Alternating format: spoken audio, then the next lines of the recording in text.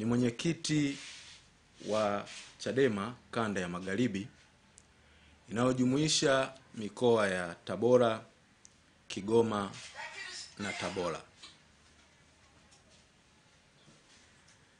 Leo tarehe 17 mwezi Mei 2025 nimewaita kwa mara nyingine tena kuzungumza nanyi juu ya masuala mahususi kupitia kwenu muweze kufikisha ujumbe huu kwa Watanzania wote. Niwakumbushe kuwa tarehe 14 mwezi Mei mwaka 2025 nilizungumza nanyi nikiwa kama sehemu ya jopo la mawakili wa Mheshimiwa Tundu Antipas Lissu ambaye ni mteja wetu, ambaye pia ni mwenyekiti wa taifa Chadema. Tofauti na siku ile, leo nazungumza nanyi kwa sura tofauti. Nazungumza nanyi kama mwenyekiti wa kanda ya Magharibi ambao nimesema inajumuisha mikoa niliyoitaja, lakini pia kama mwanasheria na wakili. Ndugu wanahabari, hotuba yangu imegawanyika katika sehemu kuu mbili. Kwanza nitazungumzia hali ya kisiasa katika kanda yangu ya Magharibi, na baada ya hapo nitazungumzia uamuzi wa msajili wa vyama vya siasa nchini, Judge Francis S.K. Mtungi. Nianze na hali ya kisiasa katika kanda yangu ya Magharibi. Ndugu waandishi wa habari, kabla ya kueleza kwa kina hali ya kisiasa katika kanda yangu ya Magharibi, napenda kuanza kwa kueleza muktadha wa kitaifa unaohusiana na msimamo wa chama chetu kuhusu ushiriki wa chaguzi mbalimbali. Mnamo mwezi Aprili 2020, kamati kuu ya chama ilikutana Makuyuni, Kenya. Pamoja na mambo mengine, ilipitisha azimio la no reforms, no election. Yaani, hakuna uchaguzi bila mabadiliko ya msingi ya mfumo wa uchaguzi. Msimamo huu haujabadilika hadi leo. Yaani tangu mwezi Aprili 2020, msimamo huo haujawahi kubadilika mpaka leo. Kutokana na msimamo huo, Chadema kwa mfano haikushiriki chaguzi zote ndogo tangu uchaguzi mkuu wa mwaka 2020. Nitataja kwa uchache baadhi ya chaguzi hizo ambazo Chadema haikushiriki. Kulikuwa na uchaguzi jimbo la Konde Zanzibar Julai 18 mwaka 2021 baada ya kifo cha Mheshimiwa Khatib Saidi Haji wa chama cha ACT. Chadema haikushiriki. Kulikuwa na uchaguzi wa jimbo la Mbalali Mbeya ambao ulifanyika Septemba 19, 2023 baada ya kifo cha Mheshimiwa Francis Mtega wa CCM. Chadema haikushiriki uchaguzi huo. Kulikuwa na uchaguzi wa kata 6 katika Tanzania bara ambao ulifanyika Julai 18 mwaka 2021. Chadema haikushiriki chaguzi hiyo. Kulikuwa na uchaguzi wa kata 23 Tanzania bara. Uchaguzi uliofanyika Machi 20, 2024. Uchaguzi huu Chadema haikushiriki. Katika chaguzi hizi zote Chadema haikushiriki kwa sababu ilikuwa inaendelea na msimamo uliotokea Makuyuni, Nairobi, pale kamati kuu ilipokaa na kuanzisha no reform, no election. Ni kutokana na msimamo wa msingi wa kutokushiriki uchaguzi usio wa haki. Ukiukaji wa msimamo huu ulitokea wakati wa uchaguzi wa serikali za mitaa uliofanyika mwaka 2024. Na sababu ya kushiriki ilikuwa ni kwa sababu tuliamini, kwa sababu ni uchaguzi wa kitaifa, na kwa sababu Rais Samia Suluhu Hassan ndio ulikuwa uchaguzi wake mkuu wa kwanza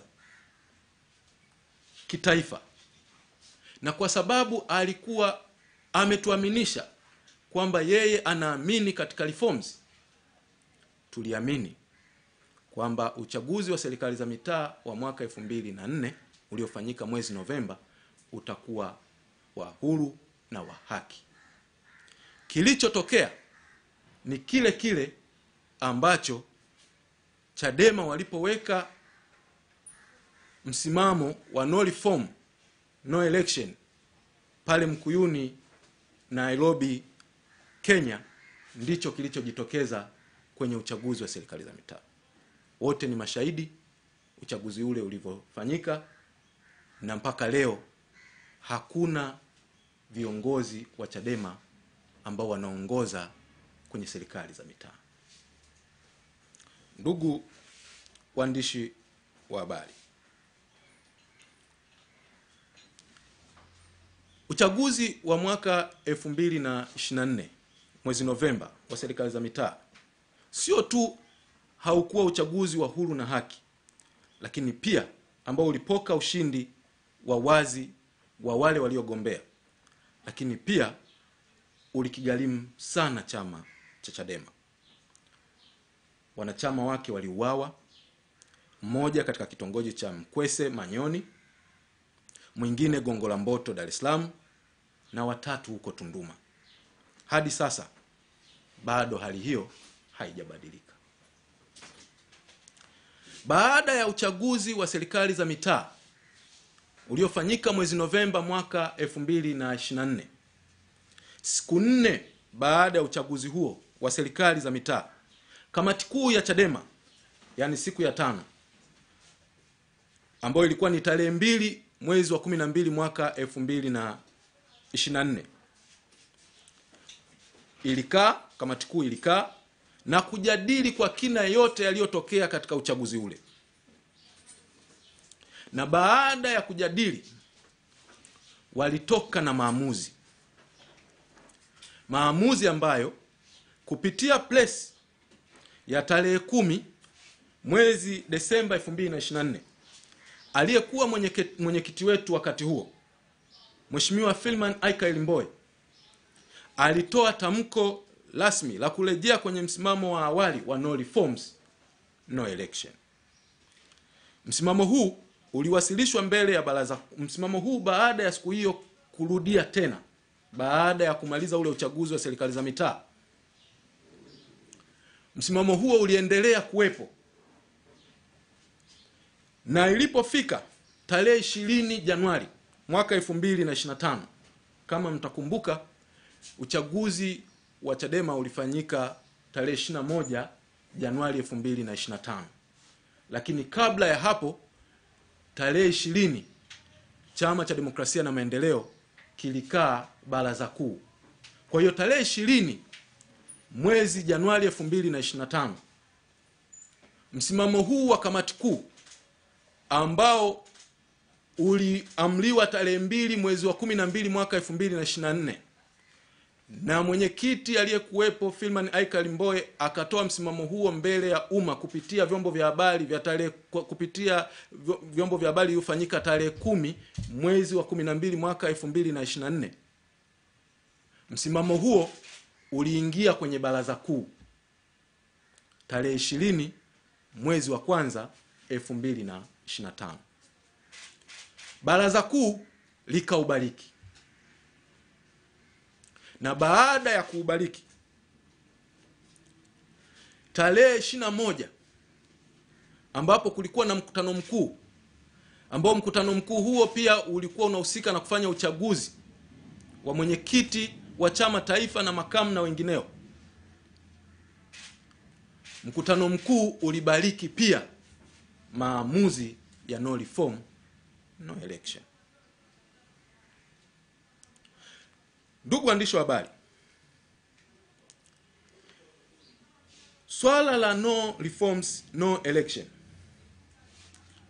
ni swala ambalo sio la mtu, bali ni swala lililotokana na maamuzi halali ya vikao vya chama kupitia kamati kuu, baraza kuu na mkutano mkuu.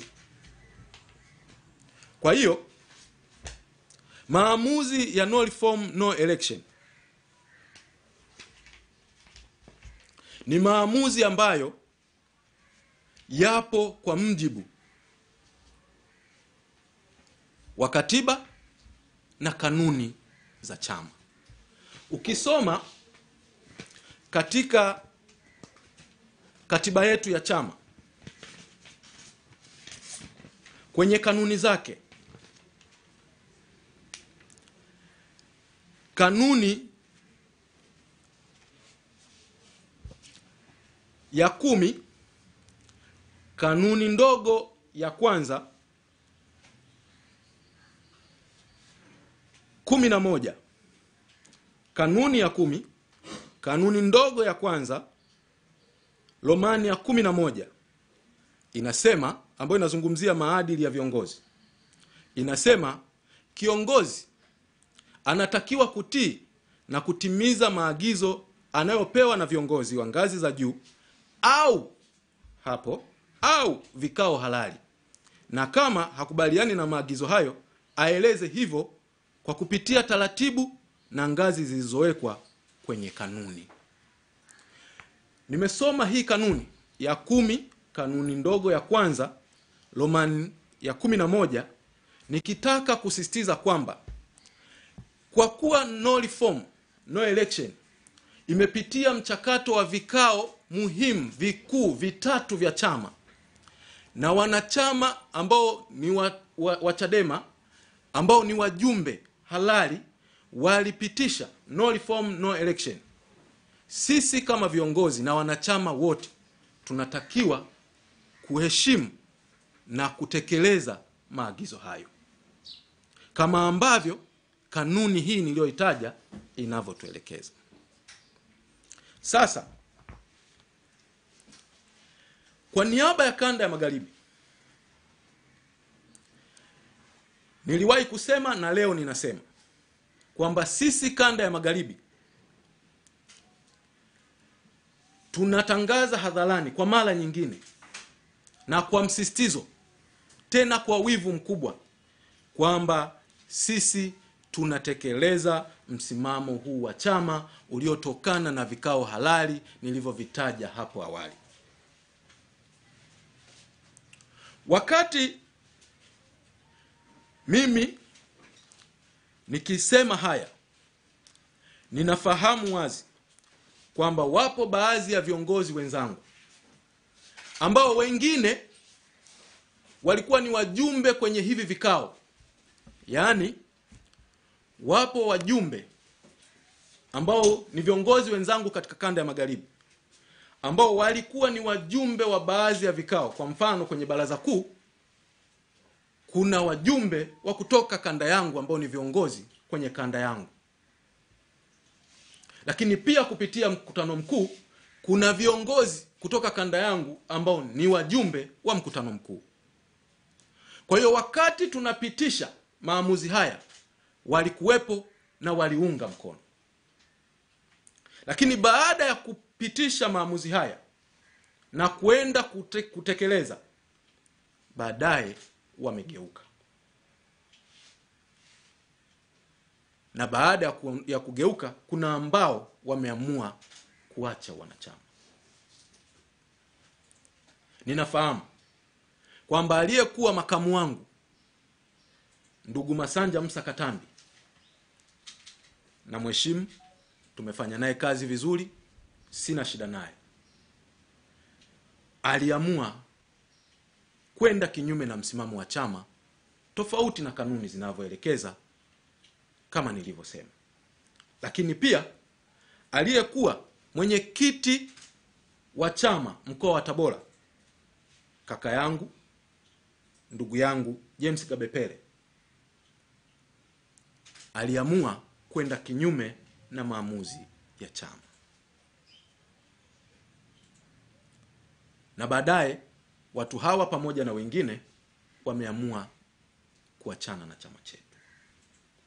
Ninafahamu swala la kujiunga kwenye chama ni swala la hiari. Hakuna mtu anayelazimishwa kujiunga na chama chochote cha siasa. Katiba yetu ibara ya 20 na 21 inasema kila mtu ana haki ya kujiunga na chama cha siasa kwa hiari. Kama ana haki ya kujiunga kwa hiari, vivyo hivyo ana haki ya kuweza kuondoka kwa hiari. Kwa hiyo sina shida na kuondoka kwao. Nawatakia maisha mema. Na nawakaribisha kwa mara nyingine tena watakapoona kule walikoenda wameshindwa. Tunawakaribisha. Sisi hatufungi milango. Lakini kitu cha muhimu ambacho nataka kukisema hapa ni kwamba ninataka Watanzania wafahamu kwamba mtu ambaye hakubaliani na msimamo wa chama na akaamua kuondoka, hakuna namna unaweza ukamlazimisha kuendelea kuwa ndani ya chama. Na hiyo haina maana kwamba chama hakikuwa sahihi mpaka yule mtu anaondoka, kwa sababu kwanza naye alikuwa sehemu ya vikao hivyo na aliafiki wakati tunapitisha msimamo huo. Na labda niseme kuna wengine wanaondoka kwa sababu zao. Nitatoa mfano wa mwenyekiti, wa makamu mwenyekiti wangu huyu ndugu Masanja Katambi. Sisemi kwa nia mbaya na wala sisemi kuonyesha labda nina chuki naye, lakini nataka nionyeshe kwamba siku anajiondoa alisema nini, ili wananchi mpime kwamba katika mazingira kama hayo sisi kama chama tungefanya nini. Mheshimiwa Masanja Katambi ambaye kwa sasa ameondoka ndani ya chama na amesema anaenda kutafuta chama kingine, yani platform nyingine ya kufanya siasa, aliandika kwenye magrupu yetu rasmi ya chama akituaga, na ujumbe aliousema ninaomba ni usome ili mpime na muone. Anasema, ndugu wanachama, mimi Masanja Musa Katambi, mwanachama wa Chadema mwanzilishi tangu mwaka 93, leo tarehe 12 mwezi wa 5 2025 saa 10:20 najivua wanachama wa chama cha Chadema na nafasi zangu zote ndani ya chama. Nafasi hizo zikiwa ni makamu mwenyekiti kanda ya Magharibi, mjumbe wa mkutano mkuu wa chama taifa ambao nilisema alishiriki kwenye kupitisha ya maamuzi, mjumbe wa baraza kuu taifa ambao nilisema alipitisha akiwa kwenye baraza, mjumbe wa baraza la mashauriano kanda, mwenyekiti wa kamati ya nidhamu kanda. Anaendelea kusema, najitoa kwa sababu, sikilizeni, najitoa kwa sababu madhumuni ya kujiunga Chadema yalikuwa ni kutafuta kuwawakilisha wananchi kupitia Chadema na kupambana kutafuta uwakilishi kwenye mamlaka za uwakilishi na si kuwa mwanaharakati asiye na mwisho. Na washukuru wanachama mlioniunga mkono kwa miaka mingi. Ni wataarifu tu kuwa ninagombea jimbo la Mpanda mjini na andaa jukwaa lingine. Naomba wote marafiki zangu mje kunisaidia popote nitakapowahitaji. Nashukuru tumeachana Chadema, sijawahi kukosana na mtu. Namshukuru mwenyekiti wa kanda ndugu Matata, yani mimi, katibu wa kanda Mikus Meshak na mweka hazina wa kanda. Tumefanya kazi kwa kuheshimiana sana. kwa helini na tafuta jukwaa jipya, nitawakumbuka. Na washukuru wanachama pia, tumeishi kwa upendo sana kwenye Chadema. Tumeishi kwa upendo sana kwenye Chadema. Swala la kugombea limetuachanisha. Nairudia hii. Swala la kugombea limetuachanisha. Anaendelea. Ni waombe wanaotaka kugombea udiwani Mpanda mjini wanitafute. Narudia tena, siko tayari kusubiri mpaka 2030 kama Chadema inavyotaka. Ndiyo kimenitoa Chadema. Narudia, ndiyo kimenitoa Chadema. Tusameane kwa lolote lililosababishwa na kuishi kwetu pamoja. Masanja Msakatambi, Mtiania, Mpanda mjini. Kwa hiyo ukisoma hili andiko lake, utaona kwamba yeye licha ya kwamba alishiriki kupitisha msimamo wa chama, hayuko tayari kwa sababu yeye anaona hawezi mwaka huu kuto kugombea. Sasa katika mazingira kama haya, mtu huyu huwezi kumkataza kwenda, kwa sababu si kila mtu yupo kwa ajili ya kugombea. Chadema tupo hapa kwa sababu tuna kozi ya kuhakikisha tunaleta mabadiliko ndani ya nchi. Tuko Chadema kwa sababu tunataka kuhakikisha tunakamata dola. Na huwezi kukamata dola kama mfumo wa uchaguzi si wa huru na wa haki. Sasa kama yeye pamoja na yote yaliyotokea 2019, 2020, 2024 anaamini kwamba atagombea na atashinda, mtu huyu lazima umtakie kila laheri na umuombee kwa Mungu. Ndugu zangu, nimeyasema haya ili kuleta picha, watu wajue ni kwa nini pia watu wanaondoka kwenye chama. Na mimi ninachoamini ni kwamba msimamo wa no reform no election ni msimamo sahihi, kwa sababu mazingira tulionayo si mazingira ambayo yatapelekea uchaguzi wa Oktoba 2025 kuwa uchaguzi wa huru na wa haki. Lazima mabadiliko yafanyike ili tuweze kuwa na uchaguzi bora, ili ile haki ya mtu kupiga kura iliyotajwa katika ibara ya 5 ya katiba yetu iheshimike. Watu wawachague na kupata viongozi wanaowataka na sio viongozi wa kupewa. Sasa ni kwa nini tunaunga mkono no reform no election? Nitaeleza vitu vichache tu ili wananchi wapime kwamba Chadema iko sahihi au haiko sahihi kuendelea na mkakati na msimamo wa no reform no election. Nitataja baadhi ya vitu vichache. Ukisoma katiba yetu ibara ya 74 inazungumzia kuwepo kwa tume ya uchaguzi. Na kwenye tume hiyo ya uchaguzi inasema, ibara ya 74 ibara ndogo ya kwanza, kutakuwa na tume ya uchaguzi, sasa hivi inaitwa tume huru baada ya mabadiliko ya sheria. Kutakuwa na tume ya uchaguzi ya Jamhuri ya Muungano ambayo itakuwa na wajumbe wafuatao watakaoteuliwa na rais. Yaani tume ambayo tunategemea ndio refari, ndio atakayesimamia na atahakikisha haki inatendeka. Tume hii kama chombo na kama mfumo, wajumbe wake akiwemo mwenyekiti wanateuliwa na rais. Na rais amepewa mamlaka ya kumchagua mwenyekiti wa tume ambaye atakuwa ni jaji wa mahakama kuu au mahakama ya rufani au mtu mwingine yeyote mwenye sifa ya uwakili ambaye amekuwa na sifa hizo kwa muda usiopungua miaka 15.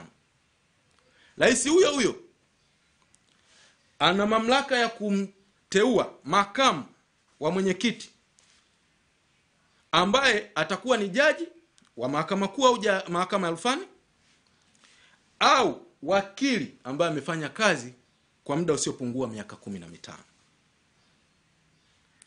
Lakini pia rais ana haki ya kuchagua au kuteua wajumbe wengine watakaotajwa na sheria ya bunge. Kwa hiyo kwa lugha nyepesi, rais ambaye ni mwenyekiti wa chama cha CCM ana mamlaka ya kuteua wajumbe wote wa tume ya uchaguzi kwa mjibu wa ibara hii. Kama haitoshi, rais sio tu anateua, amepewa mamlaka ya kuwaondoa. Anasema bila ya kuathiri, ibara ya 74 ibara ndogo ya 4 inasema bila ya kuathiri masharti mengineyo ibara hii, mjumbe wa tume ya uchaguzi atakoma kuwa mjumbe litakapotokea lolote kati ya mambo yafuatayo: kumalizika muda wake na kadhalika. Lakini ukienda ibara ndogo ya 5, yani 74, ibara ya 74 ibara ndogo ya 5 inasema rais aweza tu kumuondoa katika madaraka mjumbe wa tume ya uchaguzi kwa sababu ya kushindwa kutekeleza kazi zake. Yani rais anaweza, ambaye ameteua, anaweza kumuondoa mjumbe wa tume yeyote, awe mwenyekiti, awe makamu au wajumbe wengine. Anaweza kuwaondoa ikiwa wameshindwa kutekeleza kazi zao. Hilo sina shida nalo. Ama kutokana na maradhi, yani na hapa nazungumzia zile sababu za kuweza kuwaondoa. Napingana na yeye kuweza kuwaondoa, lakini zile sababu ambazo imetajwa hii ya kwanza ya kwamba mtu ameshindwa kutekeleza wajibu wake, sina shida nayo. Kwa sababu huwezi ukaendelea na mtu ambaye hawezi kufanya wajibu wake. Lakini pia anaweza kumuondoa pale mtu atakapokuwa na maradhi. Hii ni sahihi. Au sikiliza hapa. Au yani rais anaweza kumuondoa mjumbe kwa kushindwa kutekeleza wajibu wake, kwa maradhi au kwa sababu nyingine yeyote. Yani kwamba rais anaweza akamuondoa mjumbe wa tume, awe ni mwenyekiti, awe ni makamu au wajumbe wengine, na mkurugenzi, kwa sababu anachagua pia na mkurugenzi wa tume ya uchaguzi. Anaweza kuwaondoa kwa sababu nyingine yoyote. Sababu nyingine yoyote ni nini?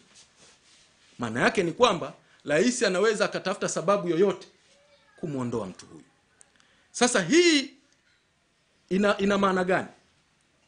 Inamaanisha wajumbe wa tume au wafanyakazi wa tume hawana kinga ya ajira yao. They have no security of tenure. Kwa sababu wanaweza wakateuliwa leo na kesho kwa sababu yoyote ile wakaondolewa.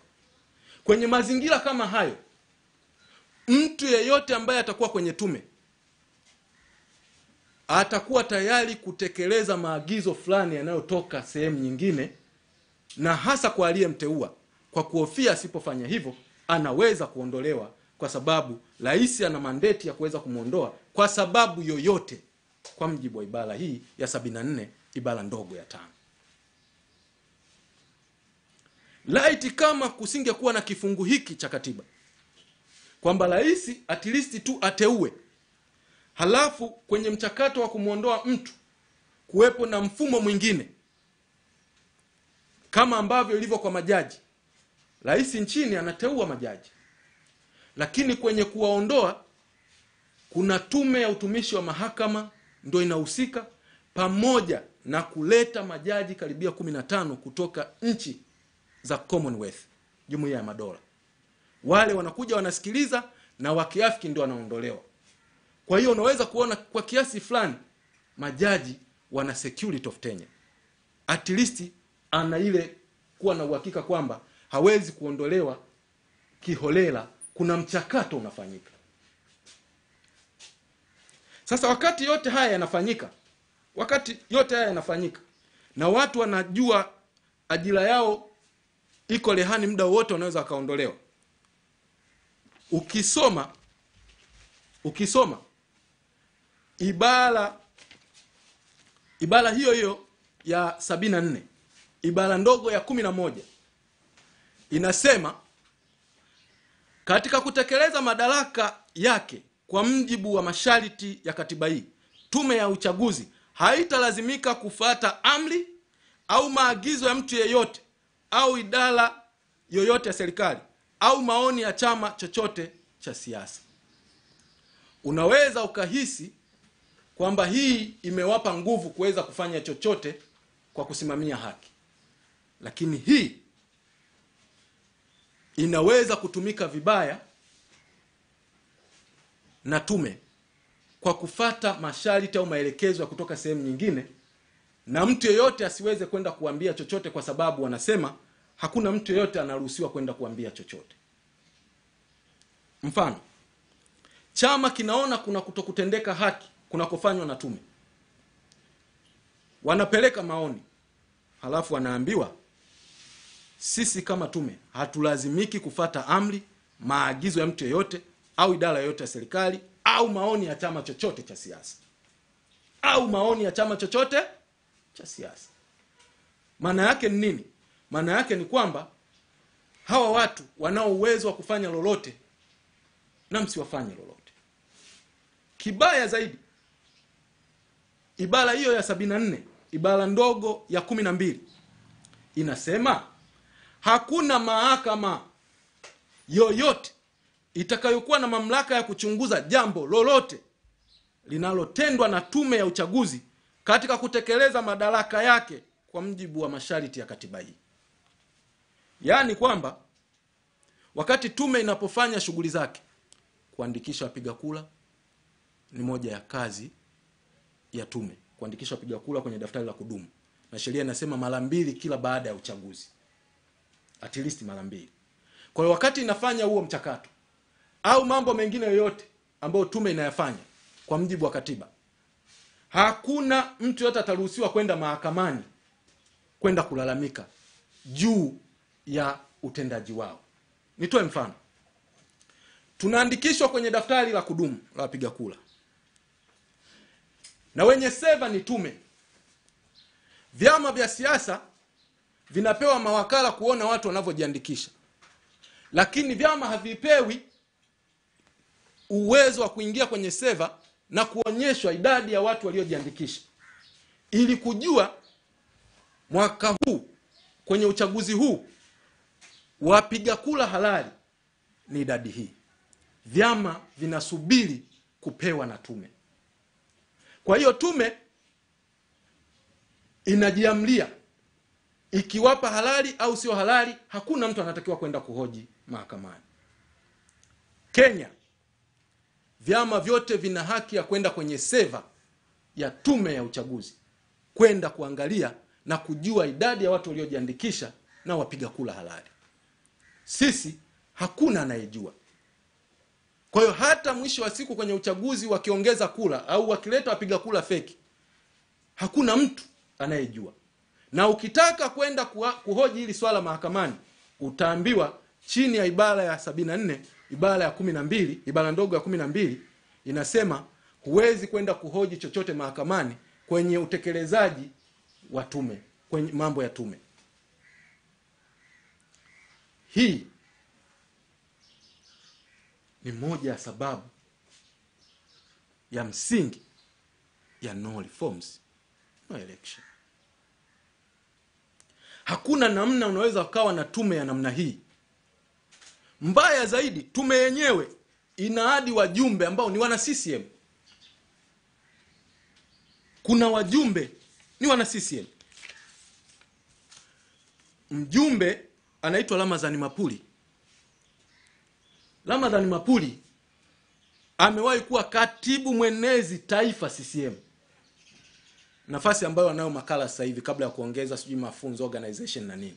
Yaani nafasi alionayo Makala ndio nafasi aliyokuwa nayo Ramadhani Mapuli. Na sio tu alikuwa mwenezi wa taifa CCM, amewahi kuwa balozi wa nchi nje ya nchi, amewahi kuwa waziri wa mambo ya ndani, wizara moja nyeti sana.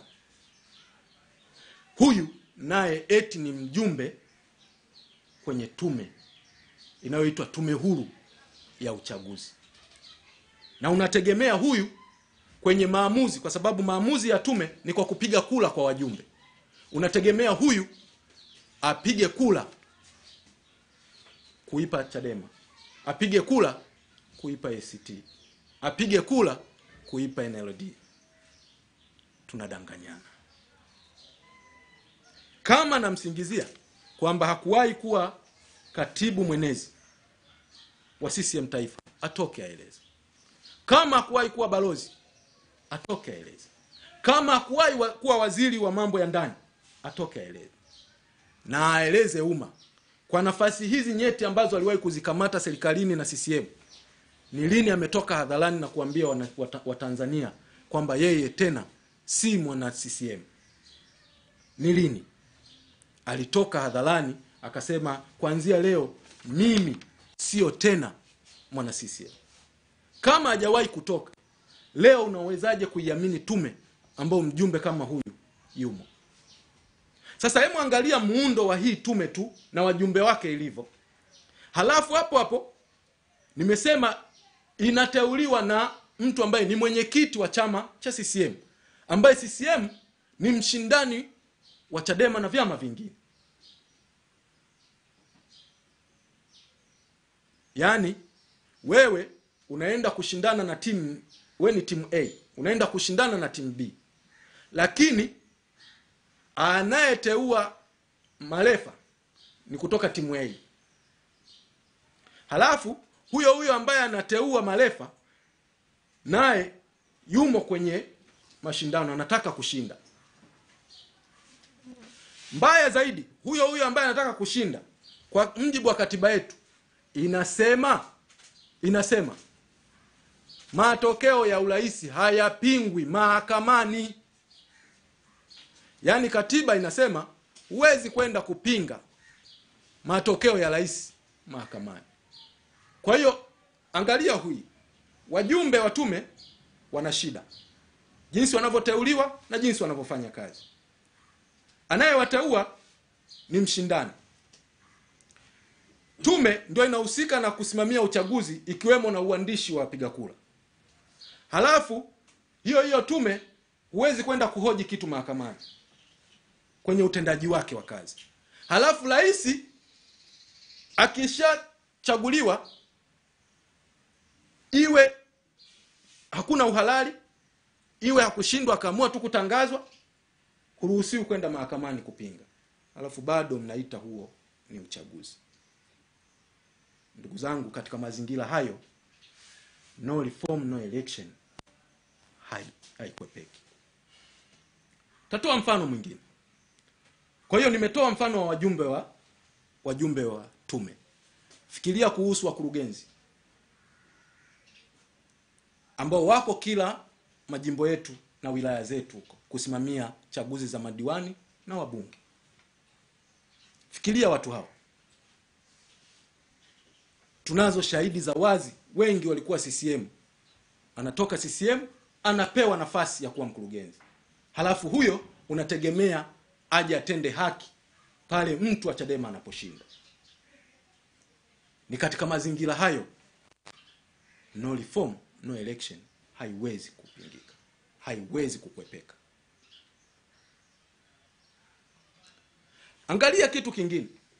Tume hii ndio inayogawa majimbo. Tume ndio inayogawa majimbo, moja ya wajibu wake. Na hata majuzi mmeona imeongeza majimbo 8 na yametangazwa. Sasa katika mazingira ya Tanzania, tume imepewa haki ya kutangaza majimbo mapya ya uchaguzi na kusimamia majimbo yale.